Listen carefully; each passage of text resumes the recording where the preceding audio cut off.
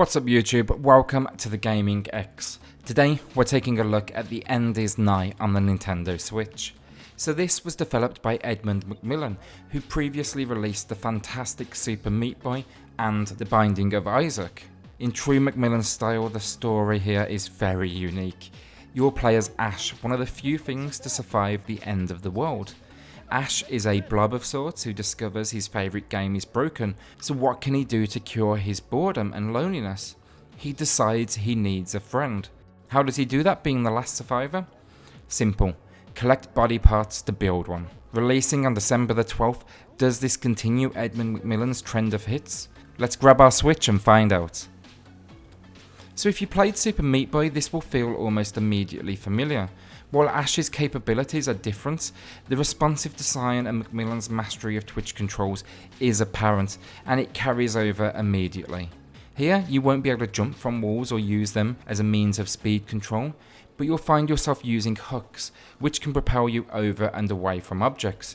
You'll also find variety in each level, as you will not only be on land, but swimming through toxic water, which requires precise movement, keeping away from lava, which results in instant death, toxic fog, which demands speed, and on top of this, you'll also face multiple enemy types outside of simply the environment itself.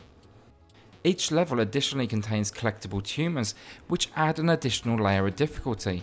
These will be used to unlock later levels, but do be warned, should you die between picking up the tumor and making it out of the level, then everything resets and you'll need to start all over again. Now this title, it's not for your casual gamer. It contains well over 600 levels and it requires a certain type of player to find enjoyment here. This is a study in patience, frustration, minute corrections to succeed, and more than anything, trial and error. The huge level of difficulty is real from the first few moments, and you will die a lot. The biggest compliment though I can give this game is that you will never feel cheated. The controls here are perfect. So graphics, while each McMillen title is a self-contained adventure, they could easily be based in the same universe, and the End Is Nigh continues this trend. The art style throughout, while basic, is beautiful. Deep blacks, reds and brown will fill your screen. The animation of Ash is pinpoint to your input, and I never found myself making mistakes from the animations taking place. Likewise, the enemies you come across are great to behold. There's not many games out there with such a unique style. Now as you make your way from level to level, you will also come across vintage game cartridges, and these can be played back at your home base, or the end as the game likes to call it.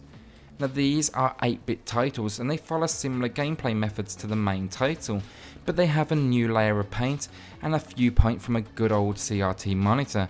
I loved my time in these titles and they continue to build on my skill set to beat the main game itself. So sound and music.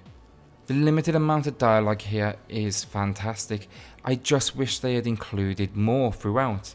In the first few minutes of the game and the opening intro, they capture the attitude, humour and adult nature of the title almost immediately. Unfortunately, this does not continue and it moves largely to a very small amount of dialogue and text boxes. Sound effects, while minimal, additionally support the game's environments, and the splat sound of Ash's death, which you will hear a lot, will be the game's final farewell to your will to continue on that 100th life. And then there's the music, and it's intense, and so it should be, as you die over and over again. And the music contained mixes vintage video game instrumentation with your typical classical, but I will say this, it can get grating when you've been repeating the level over and over again. This though, due to the nature of the title, is unavoidable, and I liked the soundtrack so much I actually found it online and purchased a digital copy. So the final verdict, Edmund McMillen is here to stay. When Super Meat Boy originally released, I adored it, and the trial and error nature of the game sucked me in. If like me you enjoy a more challenging title, then I suggest you immediately pick this one up. Just be aware of what you're getting yourself into, stress, extreme difficulty and trial and error. For me though, the reward of finally succeeding and figuring out a puzzle you've been stuck on is a euphoric feeling of accomplishment.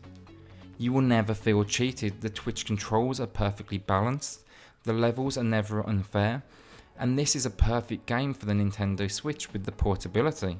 While I do wish they had put some additional voice acting in place, only because the intro is truly something special, I do appreciate this is a very small development team who are delivering wholly unique titles with gameplay like nothing else out there.